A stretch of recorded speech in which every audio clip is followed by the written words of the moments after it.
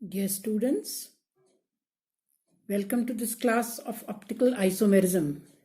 हम stereo isomerism पढ़ रहे हैं, जिसमें इससे पहले हमने ऑप्टिकल आइसोमेरिज्म में देखा कि इनैंशियोमर्स क्या होते हैं और मीजो कंपाउंड्स क्या होते हैं।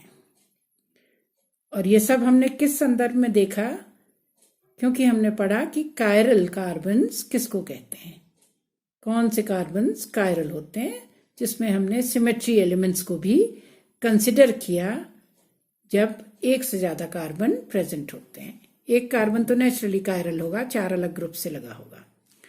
तो आज हम देखेंगे कि रसीमिक मिक्सचर किसको कहते हैं, ये टर्म्स, डायस्टीरियोमर्स क्या होते हैं, रिलेटिव कॉन्फ़िगरेशन क्या होती है, एब्सोल्यूट कॉन्फ़िगरेशन क्या होती है, और RS nomenclature side by side erythro और थ्रियो, ये टर्म्स का क्या मतलब है जब हम स्टीरियो आइसोमर्स के विषय में पढ़ते हैं।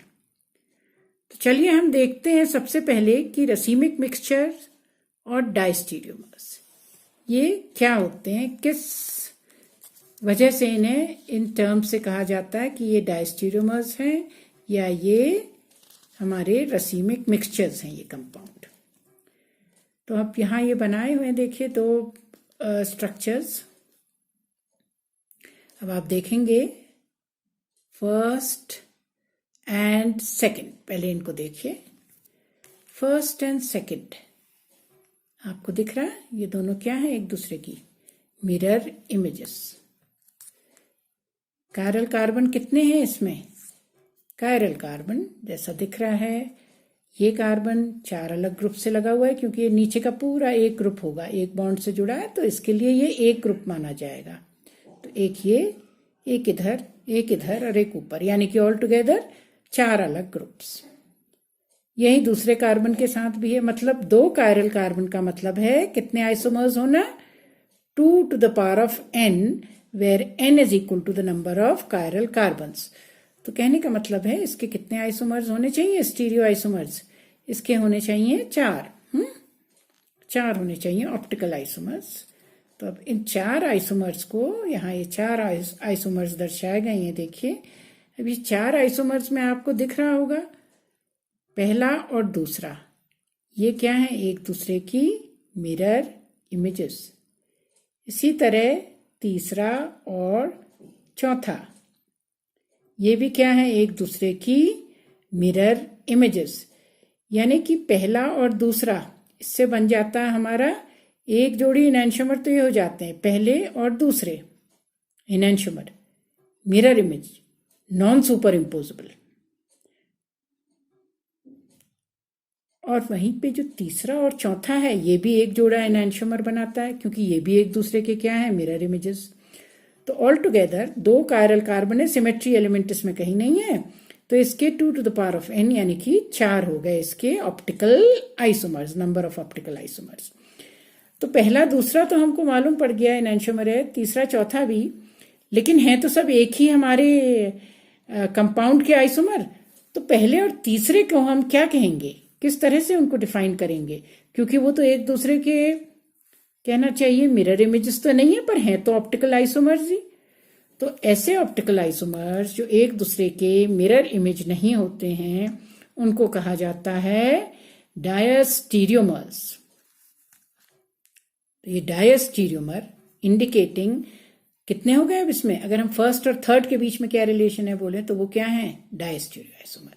फर्स्ट और फोर्थ के बीच क्या रिलेशन है, उसी एक कंपाउंड के आइसोमर्स हैं डायस्टीरियोमर्स। इसी तरह सेकंड और थर्ड, ये भी एक जोड़ा डायस्टीरियो आइसोमर, और थर्ड और फोर्थ ये भी एक जोड़ा diastereo isomer. All together isomers तो हमारे इसमें ऑप्टिकल आइसोमर्स चार हैं, चार में दो जोड़ी हमारे पास इनैंशियोमर्स हैं। तो डायस्टीरियोमर्स क्या हुए, एक ही कंपाउंड के वो ऑप्टिकल आइसोमर्स जो कि आपस में मिरर इमेज रिलेशन ना रखते हों, वो कहलाते हैं डायस्टीरियोमर्स। डायस्टीरियोमर्स जो है काफी मामलों में जो है इम्पोर्टेंट हैं, ज्यादा इम्पोर्टेंट इसलिए हैं क्योंकि इनैंशियोमर्स की तो सारी प्रॉपर्टीज एक जैसी होती है, फिजिकल केमिकल, इनकी केमिकल रेट ऑफ रिएक्शन फर्क होता है, और सबसे ज्यादा जो महत्वपूर्ण है वो है कि इनकी physical properties, melting point, boiling point, solubility, ये एक दूसरे से फर्क होने के कारण इनको हम आपस में एक दूसरे से क्या कर सकते हैं, सेपरेट। जब हम सिंथेसाइज करते हैं कंपाउंड्स, अगर हमारे पास डाइस्टीरियो आइसोमर्स हों तो हम इनको डाइस्टीरियोमर्स को आपस में एक दूसरे से सेपरेट कर पाएंगे, क्योंकि इनके अलग अलग क्या रहेंगे, इनके अगर मेल्टिंग पॉइंट अलग हुए तो उस बेसिस पर हम इनको सेपरेट कर लेंगे, अगर इनके बॉइलिंग पॉइंट अलग हुए तो इनको सेपरेट कर लेंगे फ्रैक्शनल डिस्टिलेशन वगैरह से, और अगर इनके सॉल्युबिलिटी फर्क हुई तो भी हम इनको सेपरेट कर सकते हैं। किस तरह से, इनको एक जो ज्यादा सॉल्युबल होगा वो बाद में क्रिस्टलाइज करेगा, जो कम सॉल्युबल होगा वो पहले क्रिस्टलाइज कर जाएगा। तो फिजिकल प्रॉपर्टीज को आधार मानकर इनका सेपरेशन इजी होता है, इसलिए डायस्टीरियोमर्स जो हैं कुछ मामलों में बहुत बेहतर होते हैं as compare to enantiomers as far as the separation methods जहां तक कंसर्न्ड हैं, क्योंकि इनका सेपरेशन इजी होता है। अब यहीं पर हम एक और टर्म भी देखेंगे जो हमने इससे पहले के लेक्चर में तो मीजो देखा था, जहां प्लेन ऑफ सिमेट्री है। अब हम यहां देखेंगे कि अगर 1 और 2 जो कि, या 3 और 4 जो कि क्या है, इनेंटियोमर्स, यानी कि एक जोड़ी ऑप्टिकल आइसोमर्स जो कि एक दूसरे के साथ non super imposable mirror image relation रखते हैं। अब अगर इनको इक्वल क्वांटिटी में 3 और 4, मान लीजिए 3 और 4 हैं, हम इनको इक्वल क्वांटिटी में बराबर मिलाएं तो क्या होगा, मान लीजिए ये कंपाउंड रोटेट करता है optically active light in plus direction and this in the minus. अगर बराबर बराबर क्वांटिटी में मिलाएंगे तो अब अगर इसकी ऑप्टिकल एक्टिविटी ली जाए तो ये देखा जाएगा कि इसकी ऑप्टिकल एक्टिविटी होती ही नहीं है, ऑप्टिकली इनएक्टिव हो गया ये। अब ये गुण इसमें कहाँ मौजूद था, मॉलिक्यूल के अंदर नहीं, हमने बाहर से ये गुण कैसे क्रिएट करा, क्योंकि हमने इन दोनों की बराबर बराबर क्वांटिटी मिला दी, जो मिक्सचर तैयार करा। इस मिक्सचर को कहते हैं रसीमिक मिक्सचर, और जब हम लैब में सिंथेसिस करते हैं तो हमको अमूमन रसीमिक मिक्सचर ही मिलता है। दोनों किस्म के कंपाउंड्स बनते हैं, एनेंटियोमर बनते हैं। तो ये रसीमिक मिक्सचर जो है is optically inactive but due to external compensation, internal नहीं। इसमें कौन सा है, किस वजह से है ये, एक्सटर्नल, क्योंकि हमने बाहर से ये प्रभाव करा, बाहर से बराबर। ये मॉलिक्यूल के अंदर ये गुण नहीं था, मॉलिक्यूल में तो एक अगर प्लस रोटेट कर रहा था, एक माइनस, एक डेक्स्ट्रो था तो दूसरा लीवो रोटेटरी। हमने इनको बराबर मात्रा में मिलाया तो फलस्वरूप क्या हुआ कि ऑप्टिकल एक्टिविटी इनकी 0 हो गई। तो इसलिए ऐसे मिक्सचर को हम बोलते हैं रसीमिक मिक्सचर।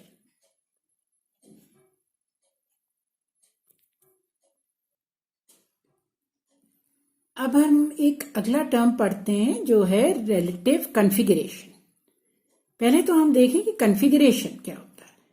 कॉन्फ़िगरेशन कार्बन के चारों तरफ, क्योंकि 3 डायमेंशनल है ये जो हम पढ़ रहे हैं आइसोमेरिज्म, स्टीरियो आइसोमेरिज्म, तो 3 डायमेंशनल अरेंजमेंट जो कार्बन के चारों तरफ 4 जो इसकी वैलेंसी होती है उसमें जैसे ग्रुप्स जो लगे होते हैं एटम्स, उसको उसका क्या कहते हैं, कॉन्फ़िगरेशन। तो अब ये कॉन्फ़िगरेशन जो है हमें कैसे पता लगे कि किसी भी कंपाउंड का कॉन्फ़िगरेशन क्या है। तो इसके तरीके कई हैं, जिसमें से पहला हम निकाल रहे हैं रिलेटिव, यानी कि हम उसको रिलेट कर रहे हैं, अपने कंपाउंड को किसी ऐसे कंपाउंड से रिलेट कर रहे हैं जिसका कॉन्फ़िगरेशन हमें मालूम है, और उसके सापेक्ष, उसके रिलेटिव हम ये देख रहे हैं कि अगर उस वाले नॉन कंपाउंड का स्टैंडर्ड जो हम एक मानक जो चूज कर रहे हैं उसके सापेक्ष ये दूसरे कंपाउंड का क्या है कॉन्फ़िगरेशन। तो जो हम स्टैंडर्ड इसके लिए यूज करा जाता है वो है ग्लिसरैल्डिहाइड। ग्लिसरैल्डिहाइड अगर यहां होता CH2OH, CHOH, CH2OH, वो तो ग्लिसरॉल। ये ऑक्सीडाइज्ड है एल्डिहाइड में, प्राइमरी अल्कोहल है तो ऑक्सीडाइज्ड, तो इसको क्या कहेंगे, ग्लिसरॉल की एल्डिहाइड यानी कि ग्लिसरैल्डिहाइड। ग्लिसरैल्डिहाइड में जब फिशर प्रोजेक्शन में लिखते हैं, हॉरिजॉन्टल वर्टिकल प्रोजेक्शन जो होता है, 2 ग्रुप्स हॉरिजॉन्टल में और 2 वर्टिकल में, जिसको हम विस्तार से बाद में पढ़ेंगे जब हम फ्लाइंग वेज वगैरह देखेंगे। सबसे सरल प्रोजेक्शन होता है इस तरह, पर प्लेनर होता है, यही है, तीनों डायमेंशन इसमें नहीं देख सकते हैं हम। तो इसमें देखिए, जब ये हमारा OH लेफ्ट हैंड साइड है तो वो क्या कहलाएगा, L ग्लिसरैल्डिहाइड। वहीं पे जब ये राइट हैंड साइड है तो क्या कहलाएगा, D ग्लिसरैल्डिहाइड। तो हमें मालूम पड़ गया D और L। अब ये D और L के रिलेटिव अब हम देखेंगे अपना अगला कंपाउंड कि वो D है या L है, क्यों हम उससे रिलेट कर रहे हैं, किससे, ग्लिसरैल्डिहाइड से। अब हमारा कंपाउंड ये है, देखिए 1 2 3 4 5 कार्बन है इसमें। अब कायरल कार्बन तो इसमें आप देख रहे हैं बहुत हैं, लेकिन हम कौन से कायरल कार्बन को देखेंगे जब हम D या L बताते हैं। हम D या L में इसमें वो कायरल कार्बन देखते हैं जो फंक्शनल ग्रुप, इसका एल्डिहाइड है फंक्शनल ग्रुप, इससे फर्दस्ट नंबरिंग में सबसे ज्यादा जिसकी नंबरिंग आए। तो ये अगर हो गया पहला, ये दूसरा, तीसरा, तो हम ये नहीं देखेंगे, हम किसको देखेंगे, तीसरे वाले को, which is farthest away from this functional group. Because जैसा दिख रहा है carbohydrate, polyhydroxy aldehyde ketone carbohydrates होते हैं, ये एल्डिहाइड इसका मेन ग्रुप है। इससे सबसे दूरी पर जो ग्रुप है, सबसे ज्यादा नंबर वाला जो आता है वो ये आता है। इसमें लगा हुआ देखेंगे, ना कि बाकी दोनों में, कि किस तरह से हमारा ये OH लगा है। तो ये कैसे लगा हुआ देखिए, जिसमें लेफ्ट हैंड साइड है वो क्या कहलाएगा, L, और जिसमें ये राइट हैंड साइड है वो क्या कहलाएगा, D, यानी कि उसकी रिलेटिव कॉन्फ़िगरेशन क्या हुई, D। तो D और L। अब इसी तरह हम इसके बाद एक और एग्जाम्पल देखते हैं, जो ये एग्जाम्पल हम देख रहे हैं हम पहले भी कर चुके हैं, क्योंकि लैक्टिक एसिड है ये सबसे सरल, टोटली एसिमेट्रिक, चारों अलग ग्रुप लगे हुए हैं। और अब आप इजीली बता सकते हैं कि इसमें से जो पहला लिखा हुआ है उसमें जहां OH जिसमें राइट हैंड साइड है उसका रिलेटिव कॉन्फ़िगरेशन क्या है, D। याद रखिए ये कैपिटल D है, ये कैपिटल L है। कभी भी इसको स्मॉल d और स्मॉल l अगर कहीं लिखा उससे कंफ्यूज ना करें, क्योंकि वो ऑप्टिकल रोटेशन बताता है और ये बताता है इसका रिलेटिव कॉन्फ़िगरेशन। तो रिलेटिव कॉन्फ़िगरेशन के बाद अब हम आते हैं एब्सोल्यूट कॉन्फ़िगरेशन। एब्सोल्यूट कॉन्फ़िगरेशन जो है ये बहुत ही इंपॉर्टेंट है, क्योंकि रिलेटिव में तो हम एक ही कार्बन के में बता पा रहे हैं कि वो क्या है, D है या L है। एब्सोल्यूट में हम हर एक कार्बन में वो किस किस्म का है, उसके चारों तरफ किस तरह से ग्रुप्स लगे हुए हैं, ये बता पाते हैं। और एब्सोल्यूट कॉन्फ़िगरेशन होता है एक्चुअली द एक्चुअल कॉन्फ़िगरेशन और the actual arrangement of atoms और ग्रुप्स। इसमें हम रिलेट नहीं कर रहे हैं, एक्चुअल अरेंजमेंट बता रहे हैं, किसी के थ्रू रिलेट करके नहीं बता रहे हैं। उसमें तो ग्लिसरैल्डिहाइड से रिलेट करके बता रहे थे कि ये ऐसा है क्योंकि इसमें भी OH इस तरफ है या इस तरफ है। अब आजकल जो है रिलेटिव कॉन्फ़िगरेशन ऑब्सोलीट सा हो गया है, पर यूज करते हैं D और L अमीनो एसिड्स और कार्बोहाइड्रेट्स के लिए ही। अदरवाइज जो यूज किया जाता है वो है एब्सोल्यूट कॉन्फ़िगरेशन, जिसमें हम कहते हैं जिसको RS नॉमेनक्लेचर, जिस मेथड से निकालते हैं, क्योंकि ऑप्टिकल रोटेशन तो हम रूम्स में, क्लासरूम में नहीं देख सकते हैं, तो हम पर एब्सोल्यूट कॉन्फ़िगरेशन हम क्लासरूम में कैसे देखें, किस तरह से देखें, उसकी मेथड जो है, क्योंकि हम ऑप्टिकल एक्टिविटी तो मेजर नहीं कर रहे हैं, तो अरेंजमेंट देखने के लिए RS नॉमेनक्लेचर या जिसको कहते हैं CIP मेथड, ये साइंटिस्ट थे कान, इनगोल्ड और पिलॉग, ये सिस्टम कहते हैं इसको, और ये बहुत ही अच्छा मेथड है। अब इसमें देखिए ये लगा हुआ जो है, फिर से हमने ग्लिसरैल्डिहाइड लिया जो वहीं लिया था। अब पहला आप देख रहे हैं, अब इजीली बता पाएंगे, एक है हमारा D ग्लिसरैल्डिहाइड और दूसरा है हमारा L ग्लिसरैल्डिहाइड, मिरर इमेजेस हैं। अब हम कैसे कहें कि कौन सा R है कौन सा S, इसके लिए कुछ एक नियम बने हुए हैं, कुछ जिसको कहते हैं प्रायोरिटी ऑर्डर, यानी कि जिसका जितना एटॉमिक नंबर होता है ज्यादा उसको पहली प्रायोरिटी दी जाती है, और जिसका सबसे कम एटॉमिक नंबर उसको चौथी प्रायोरिटी।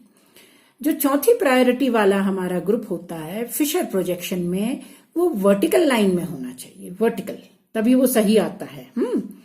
तो अब हम पहले क्या करेंगे, हम देख रहे हैं इस फिशर में तो इसमें हॉरिजॉन्टल में है, तो हम इसको किस तरह चेंज करेंगे जिससे वो वर्टिकल लाइन में आ जाए। उसके लिए हम करते हैं इंटरचेंज मतलब हमने दो ग्रुप इंटरचेंज करे, एक नहीं दो ग्रुप। तो ये दो ग्रुप इंटरचेंज करें, क्योंकि एक इंटरचेंज करेंगे तो उल्टी हो जाएगी ना, वो इसी तरह की, तो अगर दायां हाथ बाईं तरफ बायां दाईं तरफ लग दें तो वो उसी पैर से और हाथ से थोड़ी कॉरेस्पॉन्ड करेंगे। तो उसी तरह ये भी है कि हमको दो एक्सचेंज करने पड़ते हैं। दो एक्सचेंज मतलब हम पुराने ही अपने उसमें आ गए, जो हमारा ऊपर का मॉलिक्यूल है उसी में आ गए, उसी कंपाउंड में आ गए। तो दो इंटरचेंज, यानी कि पहले हमने किया, देखिए ये यहां बना था, हमने एक इंटरचेंज किया, क्योंकि हमको देखना है ना एच नीचे आए, तो हमने एक इंटरचेंज तो कर दिया। एच को हमको नीचे लाना है, तो एच को हमने ले आए नीचे, तो CH2 को हम OH ले आए जहां H था उस जगह पे। एक इंटरचेंज, तो ये तो ठीक उल्टा हो गया। अब एक और इंटरचेंज करेंगे जिससे हमें ऊपर वाला ही कन्फिग्रेशन मिले, तो यानी कि हम उसी तरह से इसको भी इंटरचेंज कर लेंगे। जो हमारा OH और CHO लगा है, तो जहां CHO था वहां OH आ गया, और जहां OH था वहां CHO आ गया। दो interchange means the same compound entity, वही वाला कंपाउंड जो हमें पहले था वही मिल गया है। अब एक इंटरचेंज नहीं, दो, यानी कि एक ग्रुप आपस में बदले ये दोनों, तो ये दोनों भी आपस में बदले। इसका मतलब जो ऊपर ये है हमारा, यही D हमें ये मिल गया है। दिखने में ऐसा दिख रहा है लेकिन ये है वही। अब देखिए, हम अभी बताएंगे क्यों वो है, आपको भी पता लग जाएगा। अब हम इसमें प्रायोरिटी, यानी कि जिसका सबसे ज्यादा एटॉमिक नंबर है उसको फर्स्ट प्रायोरिटी, फिर उसका कम जिसको है उससे कम जिसका है। तो अब हम पहला एटम देखते हैं अटैच्ड, अगर पहला एक सा है तो फिर हम दूसरा देखते हैं। पहला इसमें ऑक्सीजन है तो नेचुरली पहली, फिर ये C के बाद H और O है, O है तो इसकी सेकंड प्रायोरिटी। अब इसके बाद इसमें C के साथ दो H's हैं तो इसकी थर्ड प्रायोरिटी, और H तो फोर्थ प्रायोरिटी। अब देखिए वर्टिकल में है। अब हम ऑर्डर देखिए जरा, पहले से दूसरे, दूसरे से तीसरे में जाएं तो क्या आ रहा है, डायरेक्शन हमारा आ रहा है क्लॉकवाइज डायरेक्शन, तो हम इसको क्या कहेंगे, R। कौन सा, R। अब ये क्लॉकवाइज, मैं बार बार बता रही हूं, इसको आप ऑप्टिकली एक्टिव लाइट से ना कंफ्यूज करें। ये इसका कन्फिग्रेशन है, किस तरह ये एटम्स लगे हुए हैं। ऑप्टिकल एक्टिविटी इसकी कुछ भी हो सकती है, जरूरी नहीं है कि R है तो इसकी क्लॉकवाइज ही हो या एंटी क्लॉकवाइज ही हो, प्लस ही हो या माइनस ही हो, प्लस माइनस कुछ भी हो सकती है। ये तो इसका एब्सोल्यूट कन्फिग्रेशन है। वहीं पे देखिए इसका दूसरा, देखिए जो हम इनैंशियोमर बनाया था, इसकी जो मिरर इमेज बनाई थी, इस मिरर इमेज को भी इसी तरह हम इंटर कन्वर्ट करें, यानी कि दो इंटर कन्वर्जन, बिकॉज दो इंटर कन्वर्जन से हमें सेम मिल जा रहा है, वही कंपाउंड मिल जा रहा है। दो इंटर कन्वर्जन में आपने देखा कि अब फिर से H हमारा नीचे आ गया, और अब क्या प्रायोरिटी ऑर्डर देखिए, 1 से 2, 2 से 3 में जाते हुए क्या आया आपका डायरेक्शन। जब H कौन सी लाइन में है, H यानी कि फोर्थ, जो ग्रुप सबसे कम प्रायोरिटी का उसको हम इग्नोर करते हैं। तो डायरेक्शन हमारा क्या आ रहा है, अब क्या हमारा आ रहा है, एंटी क्लॉकवाइज, यानी कि इसका कौन सा आइसोमर है, S। इसकी एब्सोल्यूट कन्फिग्रेशन क्या है, S। अब आप देख रहे हैं एब्सोल्यूट कन्फिग्रेशन ही दिखा रही है कि एक R है और एक S है, यानी कि ये एक दूसरे के क्या हैं, ठीक ऑपोजिट। ऑप्टिकल एक्टिविटी में भी ऑपोजिट होंगे और एब्सोल्यूट कन्फिग्रेशन में। अब आपको इसमें मैं एक ट्रिक बताती हूं कि इंटर कन्वर्जन इस तरह करके हमने देखा, यानी दो ग्रुप्स को इंटर कन्वर्ट करा तब निकाला। बट इजी वे आउट, अगर आपको कॉम्पिटिटिव एग्जाम में ऐसे 5-6 दिए हुए हैं कंपाउंड्स, तो आप उनको कन्वर्ट नहीं करेंगे। आपको बस कहा जाए कि इसमें सेपरेट करिए कौन सा आपका R है और कौन सा आपका S है, तो उस बेसिस पर आप इसको कैसे निकालेंगे। तो उस बेसिस पर सिंपली आप क्या करेंगे, ये देख लेंगे इनको कि इसमें ये जो ग्रुप लगे हैं, पहले तो उनका नंबरिंग कर लेंगे प्रायोरिटी ऑर्डर। अगर C के साथ डबल बॉन्ड O है तो उसको 2 O मानते हैं, C सिंगल बॉन्ड O से C single bond O, automatically priority higher चली जाती है। तो खैर इसमें तो कोई इस तरह नहीं है। ऑक्सीजन के बाद कार्बन है, कार्बन में ऊपर वाले में एक H है, नीचे वाले में 2 H हैं, तो ऊपर की प्रायोरिटी जो है, और नीचे सिंगल बॉन्ड O है, ऊपर डबल बॉन्ड O है, तो ऊपर की प्रायोरिटी ऑक्सीजन के बाद पहला प्रायोरिटी, फिर सेकेंड, फिर CH2OH थर्ड। अब जब H हॉरिजॉन्टल में लाइन में है तो आपकी जो भी ऑर्डर आए, अगर आपका क्लॉकवाइज डायरेक्शन आ रहा है तो वो उलट जाता है, आप उसको लिखेंगे S आइसोमर, और अगर एंटी क्लॉकवाइज आ रहा है तो आप उसको लिखेंगे R आइसोमर, बिना इंटर कन्वर्ट करे। देखिए आपने निकाल ली क्या, इनकी एब्सोल्यूट कन्फिग्रेशन। तो देखें कैसे, अब देखिए OH है फर्स्ट प्रायोरिटी, फिर उसके बाद CHO second priority, CH2OH third priority. तो फर्स्ट से सेकंड से थर्ड में आप घूम रहे हैं तो क्या आ रहा है डायरेक्शन इस तरह, क्या आ रहा है, ये एंटी क्लॉकवाइज। पर क्योंकि एच हमारा कहाँ लगा है, हॉरिजॉन्टल, ये वर्टिकल लाइन में नहीं है, ये हॉरिजॉन्टल है, तो आपका अगर एस आ रहा है तो आप उसको उलट लेंगे, क्योंकि ये भी उलट लगा हुआ है, नीचे होना चाहिए था नियम के अनुसार, वहां नहीं है, तो आप क्या करेंगे, डायरेक्शन आ रहा है एंटी क्लॉकवाइज, तो आप ये नहीं कहेंगे ये एस आइसोमर है, आप क्या कहेंगे ये आर है। कौन सा, क्या है इसका एब्सोल्यूट कॉन्फ़िगरेशन, आर। इसी तरह इसके साथ, तो इसमें भी हमारा जो डायरेक्शन आ रहा है OH से CH, O से C, वो क्या आ रहा है CH2OH, वो आ रहा है क्लॉकवाइज, तो इसकी एब्सोल्यूट कॉन्फ़िगरेशन जो है वो आर नहीं होगी, क्योंकि H कहाँ लगा है, हॉरिजॉन्टल लाइन में। इसलिए हम कहेंगे कि ये कौन सा आइसोमर है, ये हमारा कौन, इसकी एब्सोल्यूट कॉन्फ़िगरेशन क्या है, ये S है। क्यों, क्योंकि H कहाँ लगा था, हॉरिजॉन्टल लाइन में लगा हुआ है, इस कारण ये, this is an easy way to determine the absolute configuration. Now let us see in this context a very well known molecule, very well known compound, ये लिखा है देखिए यहाँ, इसके बाद जो जिसको हम देखेंगे कि क्या इसमें क्या हमारा आता है, किस तरह से हम इसका ऑर्डर निकालेंगे। ये है हमारा टार्ट्रिक एसिड। टार्ट्रिक एसिड के केस में आप देख चुके हैं ना, टार्ट्रिक एसिड में ये जो पहला बनाया है ये क्या है, देखिए प्लेन ऑफ सिमेट्री दिख रही है, पहले हमने पढ़ा था meso, optically inactive due to internal compensation, इसी के अंदर ये गुण मौजूद है जिसकी वजह से ये ऑप्टिकली इनएक्टिव है। और आप देखिए एब्सोल्यूट कॉन्फ़िगरेशन भी यही दिखा रहा है। अब याद रखिए जो बताया गया था आपको, जब H हॉरिजॉन्टल है, हम इंटर कन्वर्ट नहीं कर रहे हैं, तो क्या होगा, ये पहली प्रायोरिटी, उसके बाद ये दूसरी प्रायोरिटी, फिर उसके बाद ये पूरा ग्रुप, क्योंकि एक सिंगल बॉन्ड से लगा तो इसके लिए हम ये इसको एक पूरा ग्रुप मानते हैं, इस वाले कार्बन का, ये कायरल कार्बन का, तो ये तीसरी प्रायोरिटी। डायरेक्शन क्या आ रहा है, 1 से 2 से 3 में जाते हुए एंटी क्लॉकवाइज। पर क्योंकि H हमारा इस कार्बन में हॉरिजॉन्टल में है, तो हम क्या कहेंगे इसको, R। इसकी एब्सोल्यूट कॉन्फ़िगरेशन क्या है, R। ऐसे ही जो नीचे वाला है इसमें हम चलें तो देखिए first priority, then second priority, फिर ये ऊपर का पूरा ग्रुप इसके लिए एक है क्योंकि एक सिंगल बॉन्ड से, उसकी थर्ड प्रायोरिटी, फिर जाके आता है ये चौथा वाला। तो 1 से 2 से 3 डायरेक्शन क्या आ रहा है, क्लॉकवाइज, पर H हॉरिजॉन्टल है, तो हम इसको क्या कहेंगे, कॉन्फ़िगरेशन S कॉन्फ़िगरेशन। क्या कॉन्फ़िगरेशन होगी, S कॉन्फ़िगरेशन।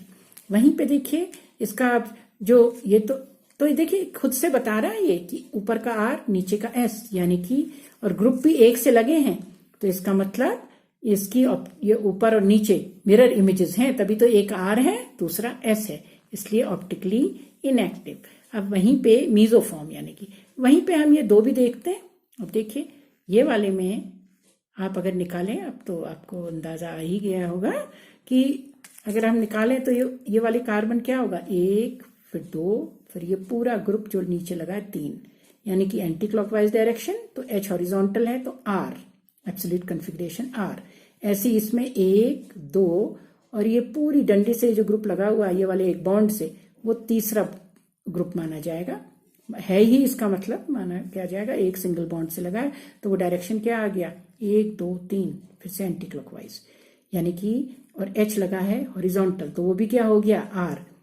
तो ये हमारा कौन सा वाला है आइसोमर, कौन सा वाला, एब्सोल्यूट कॉन्फ़िगरेशन दोनों R है, R टार्ट्रिक एसिड।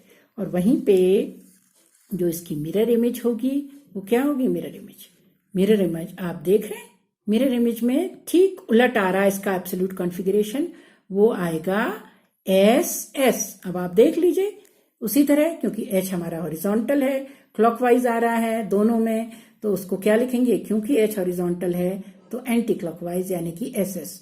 अब एब्सोल्यूट कॉन्फ़िगरेशन ही दिखा रहा है, ये एक दूसरे के क्या हैं, ये एक दूसरे के जो हैं मिरर इमेजेस हैं और नॉन सुपर इम्पोजेबल। इसी संदर्भ में अब हम लौट के एक और टर्म पे आते हैं, वो है थ्रियो एरिथ्रो। हम पहले देख चुके हैं डायस्टीरियो आइसोमर्स में, ये बहुत सरल टर्म है। देखिए ये वाले एसिड, ये दोनों जो इनैंशियोमर्स हैं, जब इसमें एक से ग्रुप एक साथ, और इनका एंड फर्क है, एक पर CHO है, नीचे CH2OH है, उस केस में अगर एक से ग्रुप एक साथ लगे हों तो वो क्या कहलाता है, एरिथ्रो। एरिथ्रोस से आता है शब्द एरिथ्रो। तो ये एक से एक तरफ है तो ये एरिथ्रो, ये वाला भी एरिथ्रो, पर इसमें ये राइट हैंड साइड लगे हैं तो डी एरिथ्रो भी कह सकते हैं, ये एल एरिथ्रो हुए ये दोनों कौन से एरिथ्रो।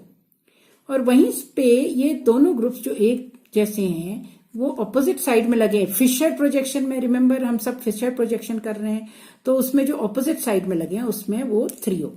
याद करने का एक बहुत सरल तरीका है इसका कि एरिथ्रो में डंडियां एक ही तरफ होती हैं। ई जब हम बनाते हैं ई से एरिथ्रो, तो जैसे ई में एक तरफ होती हैं तो नीचे लाइंस, ई जब हम ड्रॉ करते हैं कैपिटल ई, तो वही इसमें एक से ग्रुप एक तरफ, दो कार्बन जब इस तरह प्रेजेंट हो अगल बगल एडजेसेंट, तो ये एरिथ्रो।